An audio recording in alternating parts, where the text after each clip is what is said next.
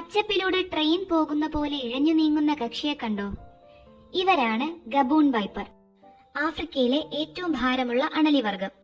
ഇന്ന് ഭൂമിയിൽ ജീവിച്ചിരിക്കുന്ന വിഷപ്പാമ്പുകളിൽ ഏറ്റവും നീളമുള്ള വിഷപ്പല്ലുകളുടെ ഉടമയും ആഫ്രിക്കയിലെ പാമ്പുകളിൽ ഏറ്റവും കൂടുതൽ വിഷം പുറപ്പെടുവിക്കുന്നവരും ഇവർ തന്നെ. ഒറ്റക്കടിയിൽ ശരാശരി 600 മില്ലിഗ്രാം വിഷം വരെ പുറന്തള്ളുന്നു. 45 പൗണ്ട് വരെ ഭാരമുള്ള ഈ തടിയന്മാർക്കും മറ്റ് അണലികളെപ്പോലെ ത്രികോണത്തല തന്നെ. 2 ഇഞ്ച് വരെ നീളമുള്ള വിഷപ്പല്ലാണ് ഗബൂൺ വൈപ്പേഴ്സിന്റെ ഹൈലൈറ്റ്. ഏലിയൻസിന്റെ മുഖമുള്ള ഇവരുടെ മേലാകെ റെക്ടാങ്കിളും വജ്രാകൃതിയിലുമുള്ള അടയാളങ്ങൾ കാണാൻ കഴിയും.